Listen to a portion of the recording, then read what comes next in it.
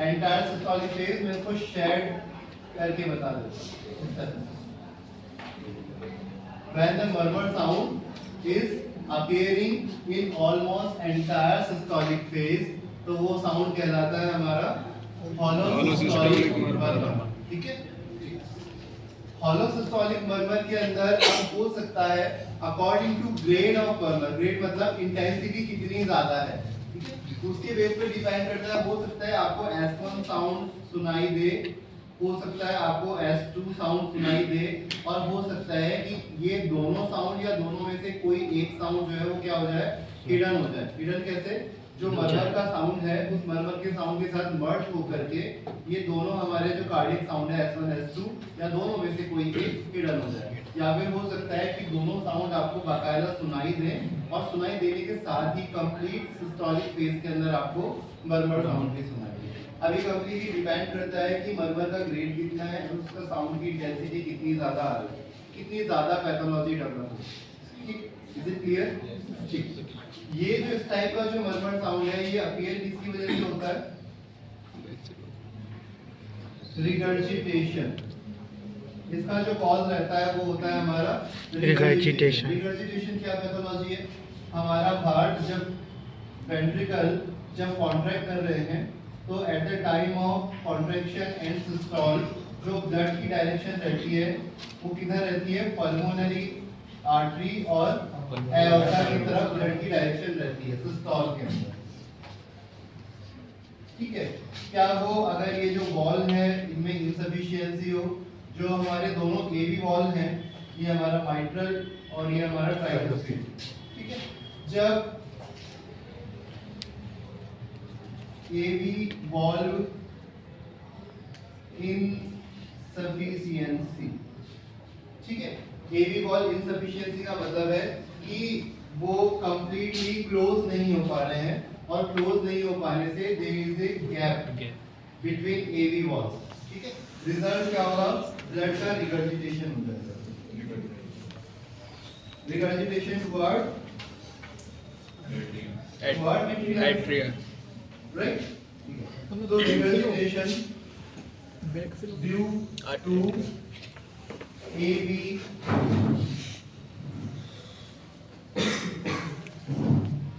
Valve insufficiency. हो क्या रहा है पैथोलॉजी? जैसे ही वेंट्रिकल कॉन्ट्रैक्ट करना शुरू करेंगे, जैसे ही कॉन्ट्रैक्ट करना शुरू करेंगे, क्योंकि वॉल्व इनसफिशिएंसी है तो ब्लड यहाँ से क्या होगा? ऊपर की तरफ रिगर्जिटेट होने लगेगा। तो क्या ये जो हमारा सिचुएशन है क्या ये सिस्टोल के बीच में डेवलप होगी? क्या ये सिचुएशन सिस्टोल के बीच में डेवलप होगी या स्टार्टिंग में डेवलप होगी? बीच में नहीं होगी। स्टार्टिंग। सपोज करो कि ये एक क्लोज चैम्बर है, ये एक क्लोज चैम्बर है, इसके अंदर से ये एक गेट है बाहर निकलने के लिए, ठीक है, वो गेट यूजुअली क्या रहता है? बंद रहता है। अगर इस चैम्बर को हम कॉन्ट्रैक्ट करेंगे, अगर इस चैम्बर में कॉन्ट्रैक्शन होगा तो यहाँ पे मौजूद जो एयर है वो किस तरह डायरेक्शन में बाहर जाएगी? इस गेट की डायरेक्शन में। अगर चैम्बर को हम इस तरह से कंप्रेस करेंगे तो यहाँ मौजूद जो एयर है ये कहाँ जाएगी? इस डायरेक्शन में बाहर जाएगी। और अगर यहाँ पे फ्लूइड है तो वो भी इस गेट से बाहर जाएगा, क्योंकि ये गेट क्या होता है? जैसे इसमें कंप्रेशन होता है ये गेट ओपन हो जाता है। ऐसी एक नेचुरल व्यवस्था है। मान लो कि ये गेट जो नेचुरली क्लोज रहता है, क्लोज हो जाता है, अगर ये पूरी तरह क्लोज ना होगा कि पार्शियल ओपन रहे, ये गेट भी पार्शियल क्या रहे? ओपन रहे। अब ऐसी कंडीशन में जब आप इस चैम्बर को कंप्रेस करेंगे तो यहाँ पे मौजूद जो फ्लूइड है वो इधर भी जाएगा और साथ ही साथ इधर भी जाएगा। तो जो फ्लूइड का जो मूवमेंट है एओर्टा की तरफ तो होगा, सेम टाइम के ऊपर इसका बैक साइड में फ्लो भी होना स्टार्ट हो जाएगा। ऐसा बीच में नहीं होगा, ऐसा तुरंत होगा। जैसे ही कॉन्ट्रैक्शन शुरू होगा, ब्लड का मूवमेंट होगा, अगर ये चैम्बर ओपन है तो इधर भी जाएगा, इधर भी जाएगा। This is called regurgitation. जैसे ही रिगर्जिटेशन होना शुरू होगा वैसे ही आपको तुरंत क्या होगा? साउंड आना स्टार्ट हो जाएगा। तो जो हॉलो सिस्टोलिक मर्मर्स हैं, हॉलो सिस्टोलिक मर्मर ऑलमोस्ट आपको एंटायर सिस्टोलिक फेज में सुनाई देती रहेंगी, क्योंकि जब तक यहाँ से ब्लड इजेक्ट होता रहेगा, जब तक यहाँ पे कॉन्ट्रैक्शन होता रहेगा, तब तक ब्लड इजेक्ट होता रहेगा। जब तक ब्लड इजेक्ट होता रहेगा वो रिगर्जिटेट होता रहेगा, और जब तक वो रिगर्जिटेट होगा you will hear a murmur. Is it clear? ठीक है। अब यहाँ पे डिपेंड करता है कि मरमर जो है आपको सुनाई कैसा दे रहा है। हॉलो सिस्टोलिक मरमर का जो साउंड होता है वो होता है हॉलो ट्यूबुलर साउंड। कैसा साउंड होता है इसका? हॉलो ट्यूबुलर साउंड होता है। जैसे ट्यूबुलर साउंड होते हैं, ट्यूबुलर साउंड समझ में आता है आपको?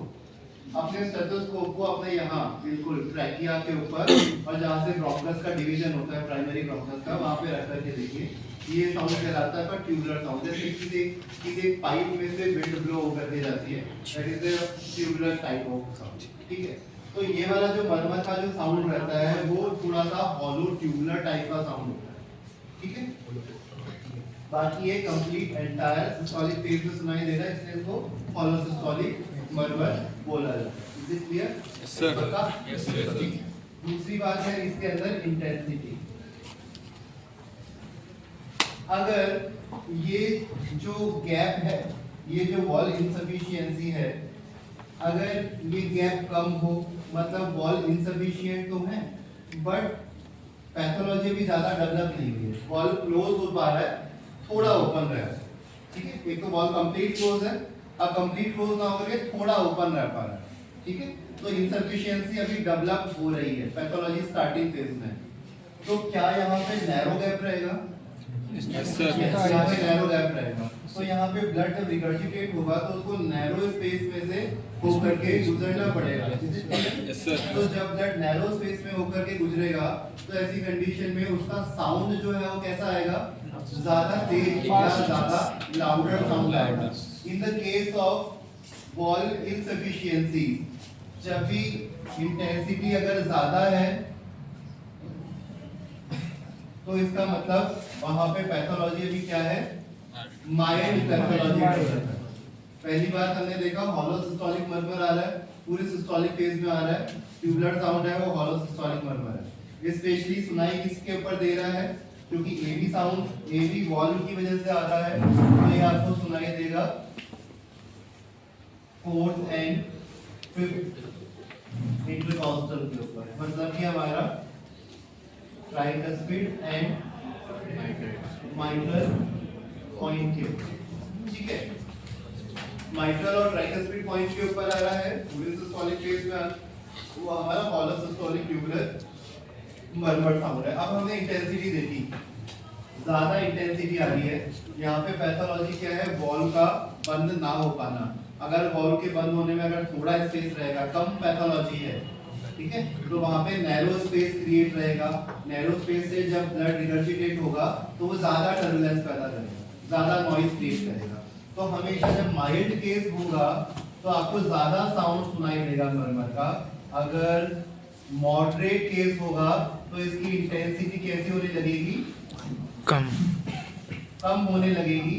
और सीवियर केस के अंदर जो इंटेंसिटी है वो कैसी होगी? बहुत कम होगी।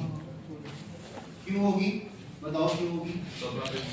ज्यादा सीवियर जब केस है वॉल इनसफिशिएंसी का, तो ये जो गेट है ये नैरो रहने की बजाय ऐसे है, जैसे ओपन हुआ था वैसे वो ओपन ही रहा, वो क्लोज बहुत कम हुआ। रिजल्ट क्या हुआ कि दोनों के बीच का जो गैप है ना, ये गैप ज्यादा रह गया। अब ऐसी कंडीशन में रिगर्जिटेट होगा लेकिन फास्टर होगा। फास्टर कैसे? ब्लड फटाफट से वापस रिगर्जिटेट हो जाएगा, उसको नैरो स्पेस नहीं मिल रहा है ना अभी। फटाफट से रिगर्जिटेट होने की वजह से जो प्रेशर डेवलप होगा ना, वो प्रेशर बहुत जल्दी बैलेंस हो जाएगा। ठीक है, बहुत जल्दी प्रेशर बैलेंस होगा और वाइडर स्पेस रहने की वजह से जो टर्बुलेंस है वो क्रिएट नहीं हो पाएगा। रिजल्ट क्या होगा कि जो साउंड है उसकी इंटेंसिटी कैसी होगी? कम हो जाएगी। और प्लस बड़े चैनल में से जब कॉन्ट्रैक्शन के समय ब्लड फ्लो होगा, अच्छा ब्लड फ्लो ही क्यों हो रहा है? ब्लड फ्लो इसलिए हो रहा है क्योंकि ऊपर वाले चैम्बर एम्प्टी थे। फर्स्ट ऑफ ऑल, अगर ऊपर वाले चैम्बर भरे हुए होते पहले से तो क्या ब्लड फ्लो होता? नहीं होता। ऊपर वाले chamber at the time of cardiac ventricular systole empty थे, इसका मतलब यहाँ पे प्रेशर क्या था? काफी ज्यादा कम था। ठीक है, एम्प्टी होने की वजह से वेंट्रिकल्स भरे हुए हैं, कॉन्ट्रैक्शन हो रहा है, तो यहाँ पे प्रेशर क्या है? काफी ज्यादा है। तो ब्लड प्रेशर डिफरेंस होने की वजह से ट्रेवल कर रहा है। अगर ये प्रेशर डिफरेंस ना होता तो ब्लड ट्रैवल नहीं करता। सेम ऐसा ही हमारी पल्मोनरी आर्टरी और एओर्टा के साथ में भी होता है। एओर्टा के अंदर प्रेशर वेंट्रिकल से कम होता है। जब वेंट्रिकल का प्रेशर एओर्टा के प्रेशर से ऊपर हो जाता है तब जाके हमारे सिंप्लिनर वॉल्व खुलते हैं और ब्लड हमारा एओर्टा में पिघलने लगता है। जब तक प्रेशर डिफरेंस नहीं होता है तब तक फ्लूइड कभी भी ट्रैवल नहीं करता। अगर ज्यादा गेट ओपन है, जैसे कि सीवियर केस के अंदर है, सीवियर इनसफिशिएंसी है, वॉल बंद हो ही लीवर ओपन हो गए, बंद हो ही नहीं पा रहे प्रॉपर्ली, तो रिजल्ट क्या हो रहा है, ज्यादा स्पेस मिलने से तेजी से ब्लड अपोजिट डायरेक्शन के अंदर रिवर्जिटेट होके चला गया, तो जो प्रेशर डिफरेंस था ना वो बहुत जल्दी क्या हो गया, फिल हो गया। रिजल्ट क्या होगा कि ये जो कार्डियक मर्मर है आपको हो सकता है एंटायर फेस में ना सुनाई देगी, कंपैरेटिवली जल्दी बंद हो जाए। ठीक है, तो इसी तरीके से सीवियर माइल्ड जो केस है, माइल्ड केस में इंटेंसिटी ज्यादा होगी और ज्यादा देर तक मर्मर साउंड सुनाई देगा, इंटेंसिटी मॉडरेट होगी और थोड़ा कम देर तक साउंड सुनाई देगा। सीवियर केस के अंदर एक तो इसकी इंटेंसिटी भी कम होगी, साउंड की इंटेंसिटी कम होगी और काफी जल्दी बंद हो जाएगा। क्या बंद हो जाएगा? साउंड। ठीक है, नॉट वॉइस। काफी जल्दी जो साउंड है वो बंद हो जाएगा। तो जब कभी आप एग्जामिन करने जाएं और आपको मर्मर सुनाई दे, आपने आइडेंटिफाई कर लिया कि ये हॉलोसिस्टोलिक मर्मर है, इसका मतलब holosystolic murmurs are always developed due to AV insufficiency. ठीक है, और अगर वो कम इंटेंसिटी का सुनाई दे रहा है और जल्दी खत्म हो जा रहा है तो ये सोचना थोड़ी प्रॉब्लम है, ये सोचना कि वो सीवियर प्रॉब्लम है। और अगर ज्यादा तेज मर्मर साउंड आ रहा है इसका मतलब क्या है कि पैथोलॉजी अभी स्टार्ट हुई है माइल्ड केस से। ठीक है, या फिर हो सकता है माइल्ड टू मॉडरेट की तरफ। तो सीवियर में फिर S1 साउंड भी कम हो जाएगी तो वॉल बंद भी नहीं हो पा रहा है। Very good. सीवियरिटी की केस के अंदर S1 साउंड भी डिमिनिश्ड मिलेगा। बिल्कुल सही बात। एक मिनट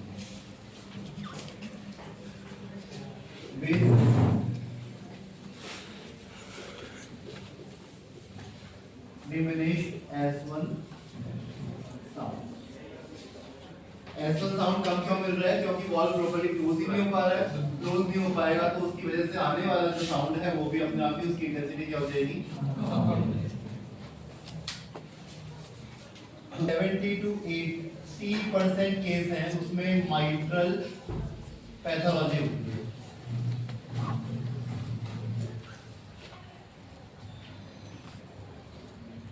थर्टी टू 20% केस के अंदर ट्राइकस्पिड पैथोलॉजी है। ट्राइकस्पिड वॉल्व के अंदर इनसफिशिएंसी रहना ये कम ही पाया जाता है।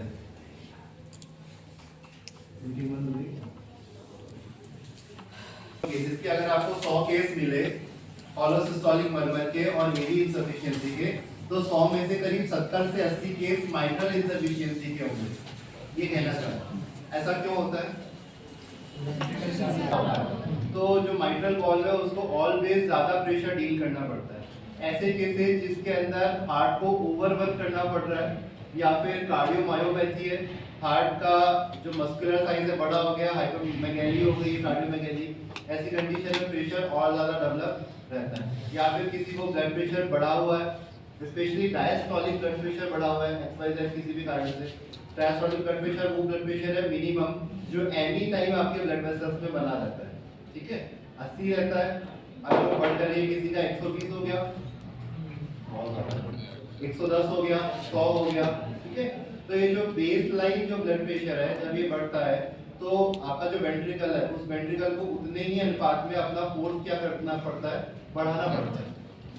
ठीक है, जैसे कि किसी का मान लीजिए कि डायस्टोलिक ब्लड प्रेशर था 80, मतलब डायस्टोल के समय पे जो उसकी वेसल्स में प्रेशर था वो वाज 80 और 120 था उसका at the time of systole. ये बता रहा है कि सिस्टोल जब वेंट्रिकल कर रहे हैं तो वो 120 mm ऑफ Hg का प्रेशर के साथ में ब्लड को बाहर रिजेक्ट कर, ये कंडीशन ये बताती है। और जब हमारे वेंट्रिकल रिलैक्स कर रहे हैं, डायस्टोल हो रहा है, उस समय आपकी ब्लड वेसल्स के अंदर जो एक रिलैक्सिंग स्टेट के अंदर जो प्रेशर है वो 80 mm ऑफ Hg। किसी का ये बढ़ करके अगर 100 हो गया है, किसी का बढ़ के 100 हो गया है, इसका मतलब ब्लड वेसल में रिलैक्सिंग स्टेट के अंदर जो प्रेशर है 100 mm ऑफ Hg। अब आपके वेंट्रिकल को मिनिमम 100 mm ऑफ Hg का प्रेशर जनरेट करना पड़ेगा, तब जाकर के ब्लड जो है वो वेंट्रिकल से निकल के आउटा में जाएगा। इससे कम प्रेशर पे तो कपाट ही नहीं खुलेंगे, कपाट मतलब जो सेमिलुनर वॉल है वो ओपन ही नहीं होंगे, ठीक है।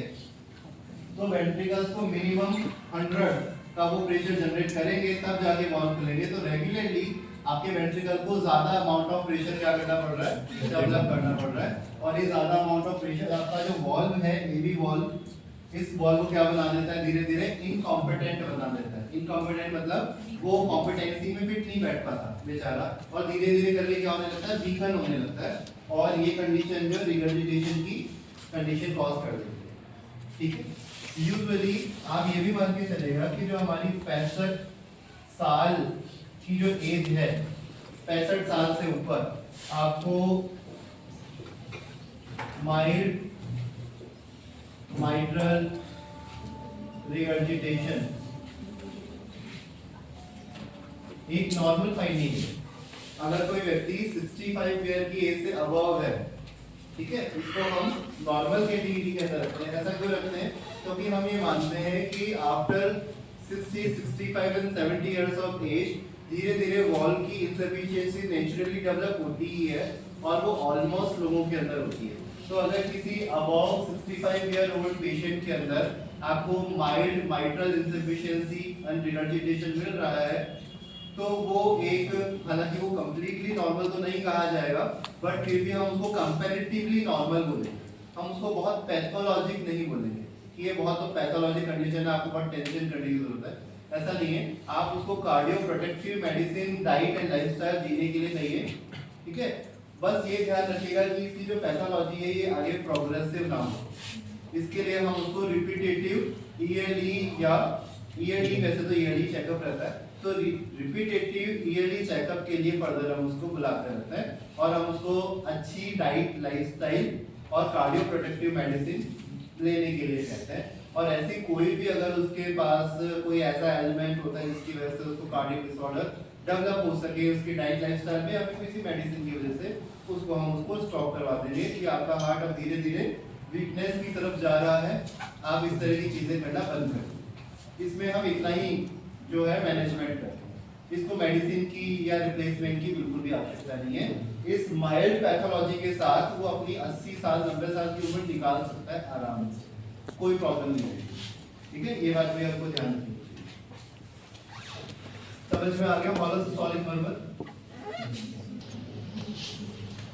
अच्छा, राइट साइड, लेफ्ट साइड का तो हमने देख लिया, राइट साइड के वॉल में इनसफिशिएंसी क्यों हो रही है? राइट साइड का जो वॉल है इसमें इनसफिशिएंसी होने का क्या कारण है, सोच करके बताओ थोड़ा। लेफ्ट साइड में तो प्रेशर ज्यादा होता है, राइट साइड में क्या होता है, ट्राइकस्पिड इनसफिशिएंसी।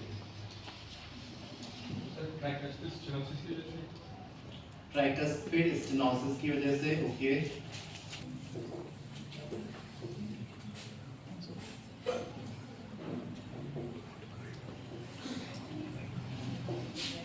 एक कारण हो जाता है समटाइम्स हमारे एज स्पेसिफिक रीजनरेशन और इनसफिशिएंसी,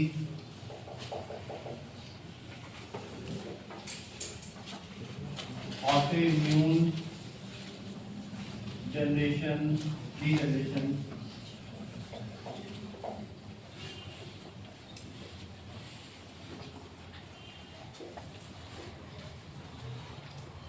पल्मोनरी हाइपरटेंशन, या फिर increase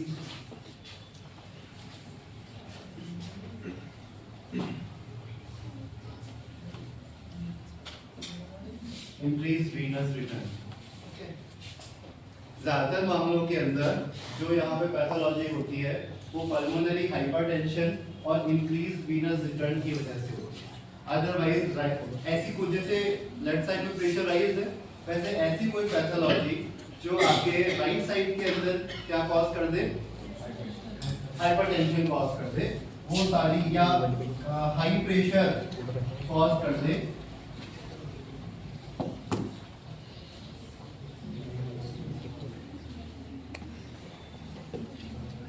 pulmonary embolism, right sided obstructive pathology. Diagnosis बनाने में बहुत सोचना पड़ता है। Autoimmune degeneration,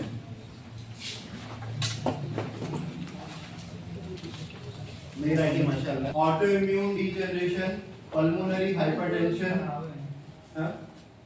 increase venous return, pulmonary pulmonary embolism, right sided obstructive pathology। ठीक है, ये जो कॉज है इनमें से सबसे कम होने वाला जो कॉज है वो है autoimmune degeneration which is rare, and age specific degeneration भी जो है वो माइट्रल में ही ज्यादा होता है, ट्राइकस्पिड में भी होता है क्योंकि एज रिलेटेड है, बट कंपैरेटिवली सबसे ज्यादा जो पैथोलॉजिक कॉजेज हैं वो पल्मोनरी हाइपरटेंशन है, पल्मोनरी एम्बोलिज्म है, फर्दर इंक्रीज वीनस रिटर्न है, increase venous return continuous increase venous return. ठीक है, और राइट साइडेड ऑब्स्ट्रक्टिव पैथोलॉजी क्या होती है ये सब। ठीक है, पल्मोनरी एम्बोलिज्म का मतलब है जो आपकी पल्मोनरी आर्टेरियल सिस्टम है। पल्मोनरी आर्टेरियल सिस्टम क्या होता है, पल्मोनरी ट्रंक निकलता है, वो फर्दर दो पल्मोनरी राइट एंड लेफ्ट में डिवाइड हो जाता है। वो जो दोनों राइट और लेफ्ट पल्मोनरी आर्टरी है वो जो आपका राइट और लेफ्ट प्राइमरी ब्रोंकस होता है, क्या होता है राइट और लेफ्ट प्राइमरी ब्रोंकस, क्या होता है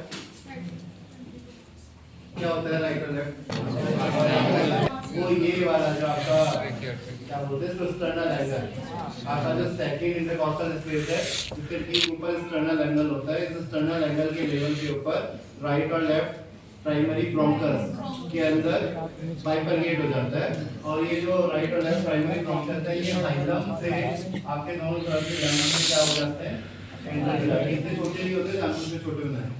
ठीक है, लंग्स में एंटर हो जाते हैं विद हाइलम। तो इन्हीं प्राइमरी ब्रोंकस के साथ साथ ही आपकी दोनों साइड की जो पल्मोनरी आर्टरी है ना वो भी इसके अंदर एंटर कर जाती है। ये पल्मोनरी ट्रंक जो कि लेफ्ट राइट वेंट्रिकल से निकला हुआ है, यहाँ से निकल के और ये दोनों साइड में बाइफरकेट होकर एंटर करते हैं, और बाहर क्या निकलती है यहाँ से पल्मोनरी वेन, दोनों साइड से दो दो पल्मोनरी वेन बाहर निकलती है। तो पल्मोनरी आर्टेरियल सिस्टम में क्या होता है, जैसे जैसे आपका ये प्राइमरी ब्रोंकस से फर्दर इसके डिवीजन होते जाएंगे ना, प्राइमरी से सेकेंडरी, सेकेंडरी से टर्शियरी, टर्शियरी से फर्दर और टर्शियरी, उसके मल्टीपल ब्रांचेस होते हैं, और लास्ट में जाके रेस्पिरेटरी आपके ब्रोंकियोल्स और रेस्पिरेटरी से आपके रेस्पिरेटरी डक्ट तक के जो डिवीजन है इसके, जैसे जैसे आपका ये रेस्पिरेटरी ट्री डिवाइड होता है वैसे वैसे उसी के साथ साथ ही आपका ये जो पल्मोनरी आर्टरी है वो भी क्या हो जाती है डिवाइड हो जाती है, यहाँ से एंटर करेगी। जैसे तीन डिवीजन होंगे इसके, तीनों लोब के अंदर तीन डिवीजन होंगे सेकेंडरी ब्रोंकस के, उसके साथ साथ ये भी तीन पार्ट्स के अंदर डिवाइड हो जाएगी, और लास्ट में कहाँ तक पहुंच जाती है आपके एल्वियोलाई तक। तो इस पूरे सिस्टम में कहीं पर भी अगर एम्बोलिज्म होता है, एम्बोलिज्म का मतलब मैंने किसी समझाया था, जो ब्लड वेसल्स हैं, ब्लड वेसल्स में कोई ऑब्स्ट्रक्शन आकर के रुक जाना, ठीक है, वो ऑब्स्ट्रक्शन एयर की वजह से हो सकता है, किसी क्लॉट रिट्रैक्टेड क्लॉट की वजह से हो सकता है, फैटी टिश्यू की वजह से हो सकता है, व्हाटएवर कुछ भी हो सकता है। वो एम्बोलिज्म आकर के रुक जाने की वजह से उसके पीछे का जो सिस्टम है, उस पीछे के सिस्टम के ऊपर फ्लूइड का जो प्रेशर है वो धीरे धीरे इंक्रीज होता जाएगा। जैसे यहाँ से नाली जा रही है, नाली के अंदर मैंने एक क्या डाल दिया, एक मरा हुआ चूहा डाल दिया, और उसके ऊपर बाद में पानी जो है नाली में आगे फ्लो होगा नहीं, तो वो बैक फ्लो करके आएगा, तो बैक फ्लो करके कहाँ जाएगा, यहाँ पे आएगा, राइट वेंट्रिकल में आएगा, राइट, और राइट वेंट्रिकल में जब आएगा तो राइट वेंट्रिकल को उसको पुश करने के लिए ज्यादा प्रेशर डेवलप करना पड़ेगा, और जब ये ज्यादा प्रेशर डेवलप करेगा तो ये बेचारे भैया इतने कॉम्पिटेंट है नहीं बड़े हुए प्रेशर को झेलने के लिए, जिंदगी में झेला नहीं उन्होंने कभी, तो ये धीरे धीरे क्या हो जाएंगे, इनकॉम्पिटेंट हो जाएंगे, and we will observe a tricuspid insufficiency and right sided heart failure आगे चल के डेवलप हो सकता है। ठीक है, समझना है। दोनों को डिफरेंशिएट कैसे करेंगे आप, अगर माइट्रल वॉल की वजह से मर्मर जनरेट हो रहा है, it will be clearly observe at mitral point अगर ट्राइकस्पिड की वजह से मरमर जनरेट हो रहा है, it will clearly observable at tricuspid and Erb's point. ठीक है, तो ये इनका डिफरेंशिएशन करने का तरीका है। दूसरा डिफरेंशिएशन और कंफर्मेशन का तरीका, डिफरेंशिएशन प्लस कंफर्मेशन, क्योंकि जब आप एवी वॉल की वजह से डेवलप होने वाला मरमर सुनोगे, सुनाई यहाँ पर भी देगा, सुनाई यहाँ पर भी देगा, सुनाई तो दोनों की जगह पे देगा, लेकिन माइट्रल वॉल की वजह से आने वाला माइट्रल पॉइंट पे ज्यादा क्लियर हो जाएगा।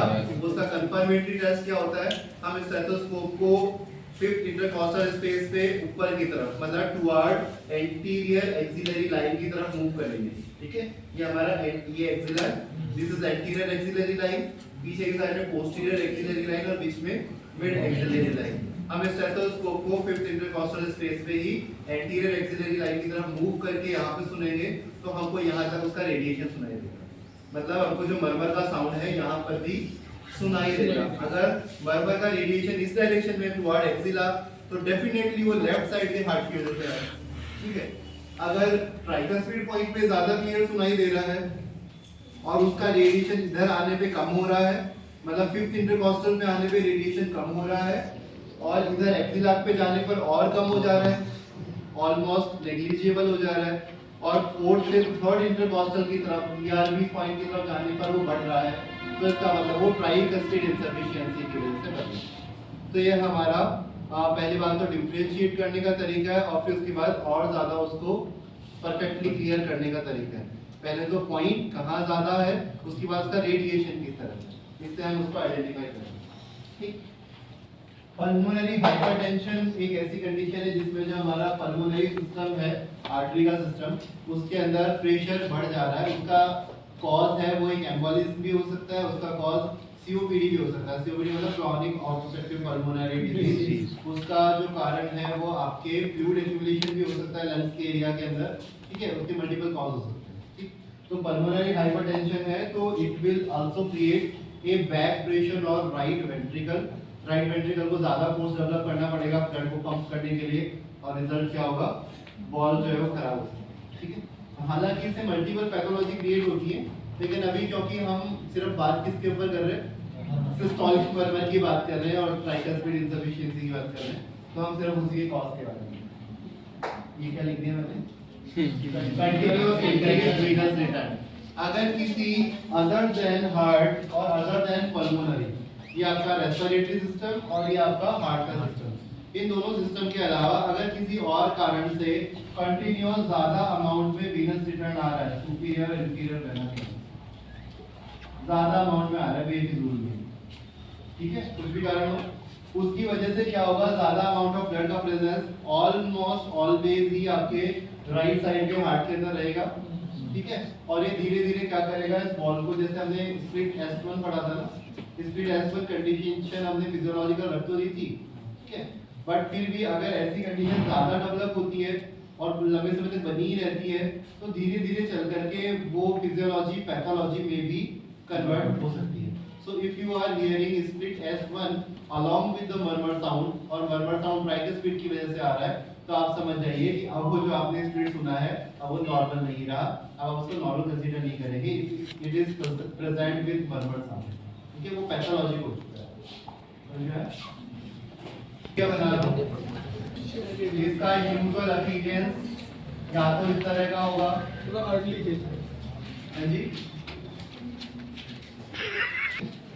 S1 या फिर इसका अपीयरेंस इस तरह का हो सकता है,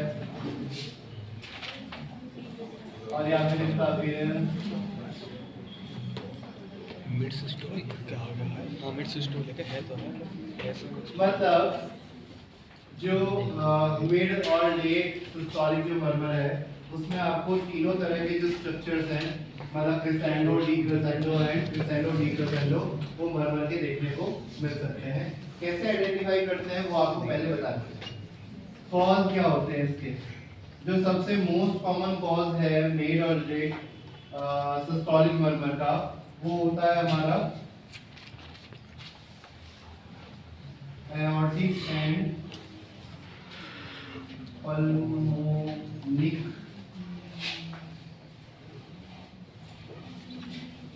स्टेनोसिस। ठीक है, क्या होता है? एंटीपल्मोनिक स्टेनोसिस। स्टेनोसिस का मतलब है कि ये वॉल जो है कैसे हो रहे हैं? रिजिड हो रहे हैं। रिजिड वॉल है, they are hard to open. उनको ओपन होने में क्या होगी? कठिनाई होगी, क्योंकि वो स्टेनोसिस का मतलब होता है मोर्टेलिटी का रिड्यूस होता जाना। ठीक है, समझ में आ गया? तो जब उनकी मोर्टेलिटी रिड्यूस होगी तो जब वो ओपन होने वाले होंगे तो उनको बड़ी कठिनाई होगी, मुश्किल से ओपन होंगे। जब मुश्किल से ओपन होंगे तो वो एक नैरो स्पेस क्या करेंगे? प्रोवाइड करेंगे, और हमको क्या सुनाई देगा? कार्डियक मरमर सुनाई। अगर आपको याद नहीं रहे, ये सारी चीजें, तो आप इतना याद करना सिस्टोलिक और डायसिस्टोलिक में कि हार्ट के वेंट्रिकुलर सिस्टोल के समय पे ब्लड जाता कहाँ है, और कहाँ जा सकता है। समझ रहे हैं? ठीक है, जाता कहाँ है असल में? पल्मोनरी आर्टरी और एओर्टा के अंदर जाता है सिस्टोल के समय पे। इसके अलावा एडिशनली जा कहाँ सकता है? घूम के या तो इधर जा सकता है रिगर्जिटेट होकर के, या एब्नॉर्मल फ्लो में इधर जा सकता है, लेफ्ट टू राइट वेंट्रिकल के अंदर, in the case of ventricular septal defect. ठीक, तो आप अपने आप ही उसको आइडेंटिफाई कर लोगे। अगर ये ब्लड पल्मोनरी आर्टरी और एओर्टा में जा रहा है तो वहां पे क्या ऐसी पैथोलॉजी हो सकती है जो उसको ब्लड को जाने से रोके? वो एक ही पैथोलॉजी, रिगर्जिटेशन तो इस कंडीशन में हो ही नहीं सकता, क्योंकि रिगर्जिटेशन तो तब होगा जब वेंट्रिकल एम्प्टी हो जाएंगे और हम लोग सिस्टोल पढ़ रहे हैं। ठीक है, तो सिस्टोल में एक ही कंडीशन हो सकती है कि यहाँ से हमारे हार्ट को इस वॉल को खोलने के लिए धक्का मारना पड़े। ठीक है, और धक्का कब मारना पड़ेगा? जब हमारे एओर्टिक और पल्मोनरी वॉल में क्या होगी? Stenosis. When they are rigid, when they are hard to getting open, तो हमको कम और नैरो स्पेस जो है वो सुनाई देगा। ठीक है, ये हो गया हमारा कॉज। समझ में आ गया? इसका कारण समझ में आ गया? जैसे ही हार्ट सिस्टोल करेगा वो एक प्रेशर डेवलप करता है, प्रेशर डेवलप करके दोनों सेमिलुलर वॉल को धकियाएगा, मतलब उनको धक्का लगाएगा। वो जल्दी से खुलेंगे नहीं, धीरे धीरे खुलेंगे। धीरे धीरे खुलेंगे तो क्या होगा? नैरो स्पेस रहेगा, मरमर का साउंड वहां पे क्रिएट होगा। ठीक है, मरमर का साउंड क्रिएट होगा। धीरे धीरे जैसे और खुलेंगे ब्लड आराम से फ्लो हो पाएगा, और मरमर का साउंड धीरे धीरे क्या हो जाएगा? कम हो जाएगा। तो we will find a decrescendo shape cardiac murmur. कैसा मरमर साउंड मिलेगा हमको? मिड सिस्टोलिक या लेट सिस्टोलिक क्यों कहते हैं? क्योंकि जैसे ही वेंट्रिकुलर कॉन्ट्रैक्शन शुरू होता है तुरंत सेमिलुलर वॉल ओपन नहीं होते हैं। ठीक है, जब वेंट्रिकल्स का जो प्रेशर है वो एओर्टा के प्रेशर से अबव हो जाता है, उस कंडीशन के अंदर सेमिलुलर वॉल ओपन होते हैं। तो पहले आराम से फर्स्ट साउंड आएगा, ऑलवेज पहले आराम से फर्स्ट हार्ट साउंड आएगा, क्योंकि पहली कंडीशन यही होती है, दोनों एवी वॉल क्या हो जाएंगे? बंद होंगे, प्रेशर और डेवलप होगा, तब जाकर के जो सेमिलुलर वॉल है वो ओपन होंगे। ठीक है, तो आराम से S1 आएगा, उसके बाद में जाकर के वो पॉइंट जब सेमिलुलर वॉल ओपन होने वाले होते हैं उस समय से आपको मरमर साउंड सुनाई देना शुरू करेगा, जो कि धीरे धीरे क्या होगा? कम होगा। धीरे धीरे क्या होगा? कम होगा। कम क्यों होगा? क्योंकि वॉल धीरे ओपन हो रहा है ना, धीरे ओपन होगा तो स्टार्टिंग में आपको ज्यादा तेज आवाज आएगा।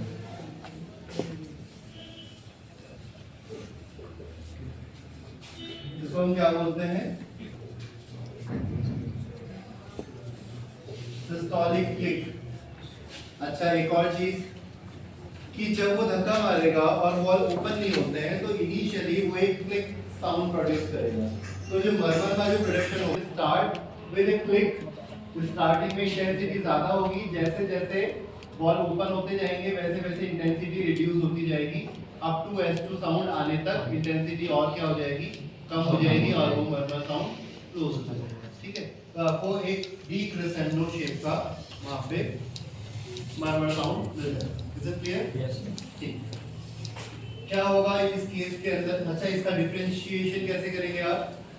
According to auscultation point. अगर यहाँ पे ज्यादा है तो एओर्टिक वॉल की वजह से, यहाँ पे ज्यादा है तो पल्मोनरी वॉल। नेचुरली कौन से स्टेनोसिस ज्यादा अमाउंट में मिलेगा आपको? Arctic aortic stenosis. बस Naturally, मरवा ली। due to high pressure जो एओर्टिक स्टेनोसिस है उसी के केस हमको ज्यादा अमाउंट के अंदर देखने को मिलेगा, पल्मोनी के कम देखने को मिलेगा। सीवियरिटी कैसे होगी? अगर स्टेनोसिस डेवलप होना शुरू हुई है, ठीक है, स्टेनोसिस डेवलप होना शुरू हुई है, तो ये जो सिस्टोलिक फेज में आने वाला मरमर साउंड है जल्दी डिसअपीयर हो जाएगा। कंपैरेटिवली जल्दी क्यों डिसअपीयर हो जाएगा? यहाँ पे लिख देता हूँ, माइल्ड, मॉडरेट, सीवियर।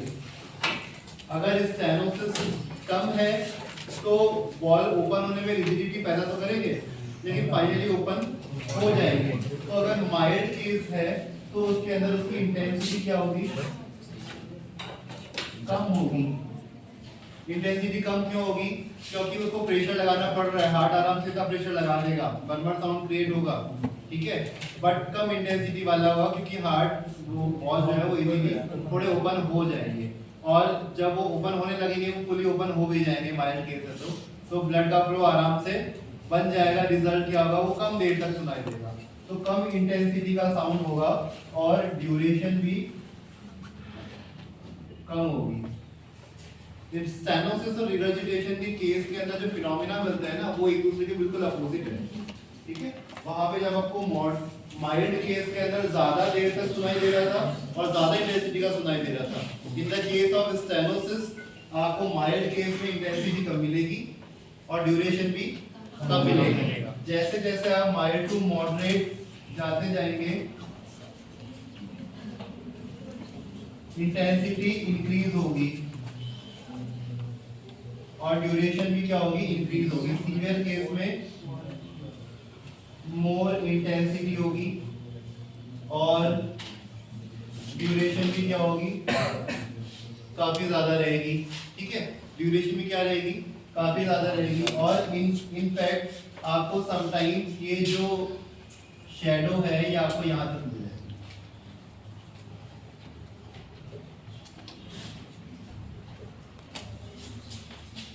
क्यों? क्योंकि ये वाला जो साउंड है ना सीवियर केस के अंदर, सीवियर केस में ये वाला साउंड क्या हो जाएगा? कम। एओर्टिक वॉल की वजह से जनरेट होने वाला जो साउंड है वो क्या हो जाएगा? डिमिनिश्ड हो जाएगा, ठीक है, क्योंकि जितना मुश्किल से वो ओपन होगा उतना मुश्किल से वो बंद भी होगा फर्दर बाद में जाकर। तो रिजल्ट क्या होगा? ये जो मरमर का साउंड है ये S2 साउंड को ऑलमोस्ट टच कर देगा। समटाइम्स मरमर की वजह से आपको S1 तो क्लियर सुनाई देगा बट S2 क्लियर सुनाई ना दे, ऐसा पॉसिबल है। तो ये आपकी इंटेंसिटी यहाँ तक पहुँच जाएगी, ज्यादा इंटेंसिटी होगी और ड्यूरेशन भी ज्यादा होगी, प्लस साथ में S2 भी कैसा हो जाएगा? कम हो जाएगा। स्टेनोसिस के केस के अंदर S2 जो है माइल्ड केस के अंदर S2 कैसा हो जाता है? प्रोमिनेंट हो जाता है। दोनों एवी वॉल मतलब माइट्रल और ट्राइकस्पिड वॉल और चाहे पल्मोनिक और एओर्टिक वॉल, कोई सा भी वॉल हो, जब भी उसमें स्टेनोसिस डेवलप होने वाला होता है उसकी वजह से आने वाला जो साउंड होता है ना माइल्ड केस में ज्यादा प्रोमिनेंट हो जाता है। ऐसा क्यों होता है? ऐसा मैंने एक दिन पहले समझाया था, क्योंकि जब वॉल में रिजिडिटी डेवलप होती है तो उसके जो सारी लीफलेट्स हैं सभी एक साथ कैल्सिफाइड नहीं होती है, उनमें कुछ हद तक रिजिडिटी आना शुरू होती है, एक लीफलेट में आई, दो लीफलेट में आई। तो उस चीज को कंपनसेट करने के लिए उसके जो बाकी का जो मोबाइल जो लीफलेट रहता है वो तेजी से बंद होता है, ठीक है। तो जब वो तेजी से बंद होता है तो आपको ज्यादा इंटेंसिटी का साउंड सुनाई देता है वॉल क्लोजर की वजह से आने वाला।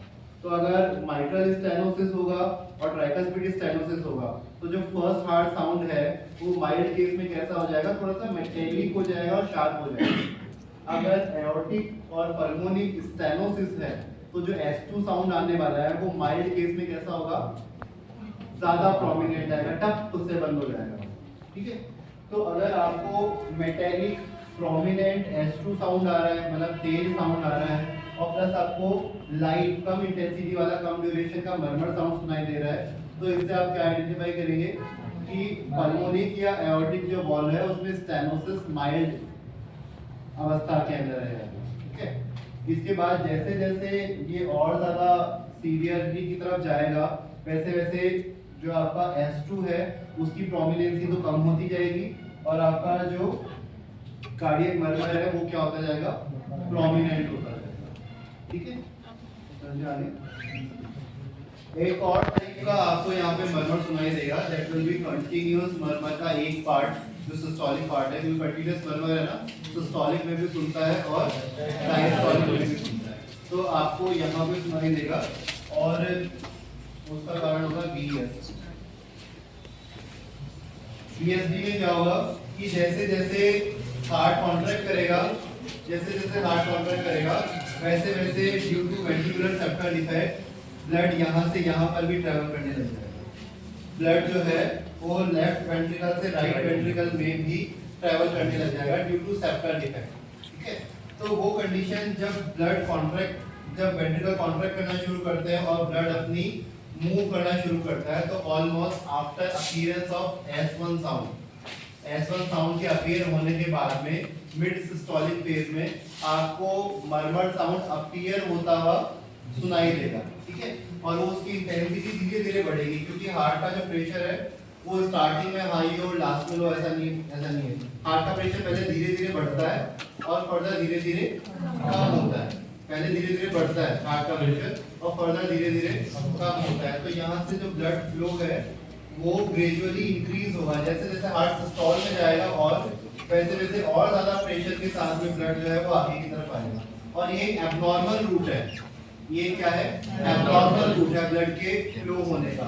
तो आपको यहाँ पे इस तरह का जो है साउंड सुनाई देने लगेगा, क्रिसेंडो शेप का साउंड जो है वो आपको फर्दर यहाँ पे सुनाई देगा, जो धीरे धीरे धीरे धीरे बढ़ेगा और फिर उसके बाद पॉज हो जाएगा, धीरे धीरे बढ़ेगा और फिर धीरे धीरे पॉज हो जाएगा।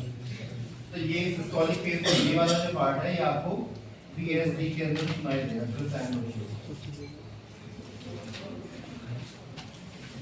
मिड सिस्टोलिक होगा, इंटेंसिटी उसकी धीरे धीरे बढ़ेगी, हो सकता है S2 आने तक वो धीरे धीरे क्या हो जाए, पॉज हो जाए। पॉज क्यों हो जाएगा, क्योंकि जब S2 अपीयर कब होता है, S2 अपीयर तब होता है जब हमारा हार्ट डायस्टोल में जाने वाला है। जब ये ब्लड को पंप कर चुका होगा तो यहाँ पे ब्लड रहेगा नहीं सफिशिएंट जो ट्रैवल कर सके। जब ब्लड रहेगा नहीं तो एब्नॉर्मल फ्लो भी नहीं होगा और फर्दर जो साउंड आ रहा था वो क्या हो जाएगा, पॉज हो जाएगा।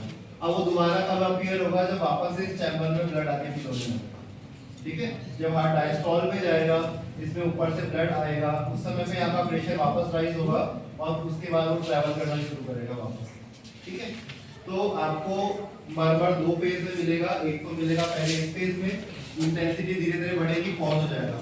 फिर जब डायस्टोलिक फेज आएगा, डायस्टोलिक फेज में फिर से कार्डियक मर्मर शुरू होगा। तो ऐसा अपीयरेंस आपको देखने को मिलता है ventricular septal defect. Thank you.